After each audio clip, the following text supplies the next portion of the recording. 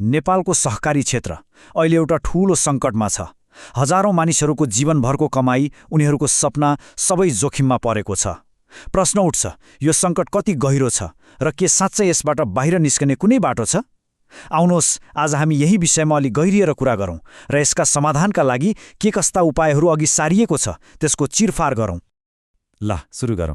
नेपालमा सहकारीको कथा कस्तो छ भने नि एउटै सिक्काको दुई पाटा जस्तो। एकातिर यो ग्रामीण अर्थतन्त्रको मेरुदण्ड हो, आशाको केन्द्र हो, तर अर्कोतिर यही क्षेत्र आज गहिरो वित्तीय सङ्कटको भुमरीमा फसेको छ। हेर्नुहोस् त, यो दुई फरक वास्तविकता। एकातिर राम्ररी चलेका सहकारीहरू छन् जसले गाउँ गाउँमा विकासको इन्जिनको काम गरेका छन्, अनि अर्कोतिर त्यही सहकारीको नाममा हजारौं परिवारको भविष्य अन्धकारमा धकेलिएको छ। यही विरोधाभासलाई नबुझी हामीले समाधान खोज्न सक्दैनौँ। यो समस्या कति ठूलो छ भन्ने कुरा यो एउटा आँकडाले प्रष्ट पार्छ। नेपालको कुल जनसङ्ख्याको करिब 37%। सोच्नुस् त, लगभग हरेक 3 जना मध्ये 1 जना नेपाली कुनै न कुनै रूपमा सहकारीसँग जोडिएको छ। भनेपछि यो क्षेत्रमा आउने सानोतिनो भुइँचालोले पनि देशैभरि ठूलो कम्पन ल्याउँछ। अब अलिकति गहिराईमा गएर हेरौँ, यो सङ्कट वास्तवमा कति ठूलो छ, यसको आकार कस्तो छ र यसका पछाडि रहेका मूल कारणहरू के हुन्।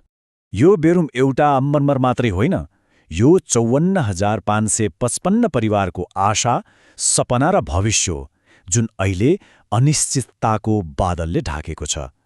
हरेक अङ्कले एक व्यक्तिको जीवन भरको पसिनाको कमाई र भरोसाको कथा भन्छ, जुन आज सङ्कटमा परेको छ।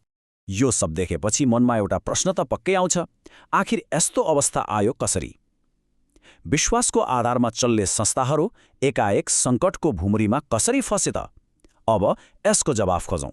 समस्याको जड एउटा मात्र छैन, यो त धेरै कुराको जेलिएको जालो हो। पारदर्शिताको कमीदेखि लिएर बचतकर्ताको पैसालाई घरजग्गा जस्ता जोखिमयुक्त ठाउँमा लगाउने सम्मका समस्याहरू देखिए। त्यसमाथि सरकारको कमजोर नियमन र सञ्चालकहरूको मलाई केही हुँदैन भन्ने मानसिकताले आगोमा घिउ थप्ने काम गर्यो। ल, समस्या त बुझियो, अब समाधानतिर लागौँ। यस्तो जटिल समस्याको समाधान पनि एकैचोटि हुँदैन, चरणबद्ध हुनुपर्छ।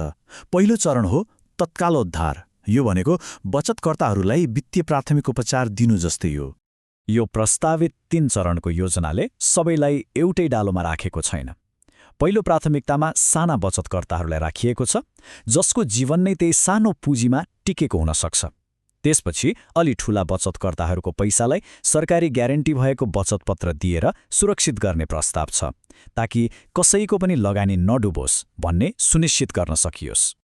अब यो सहकारी बचतपत्र भनेको के हो त? सुन्दा अलि प्राविधिक लाग्ला, तर कुरा एकदमै सरल छ। यो भनेको सरकारले बचतकर्तालाई दिने एउटा वाचापत्र हो, जसमा लेखिएको हुन्छ तपाईको पैसा डुब्दैन, हामी ब्याजसहित यति समयमा फिर्ता गर्छौं।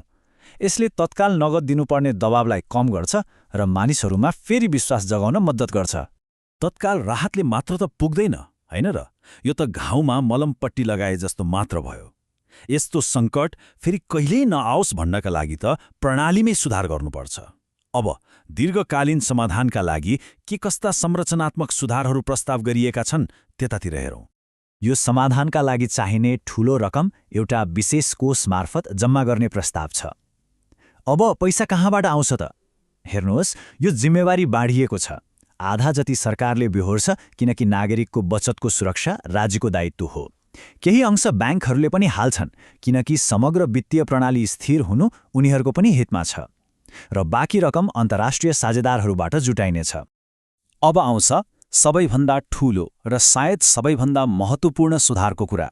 अहिलेसम्म के भयो भने संस्था डुब्छ तर सञ्चालकलाई केही हुँदैन।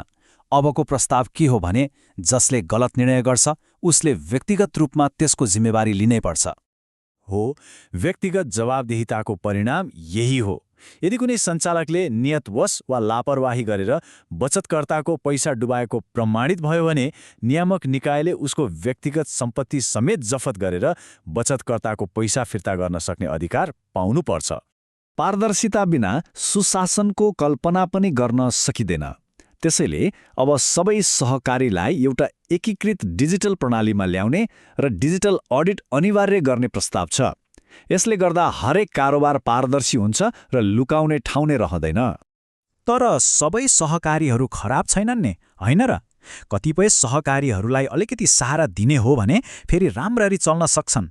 हो, उनीहरूकै लागि यो घुम्ती कोषको अवधारणा ल्याइएको हो।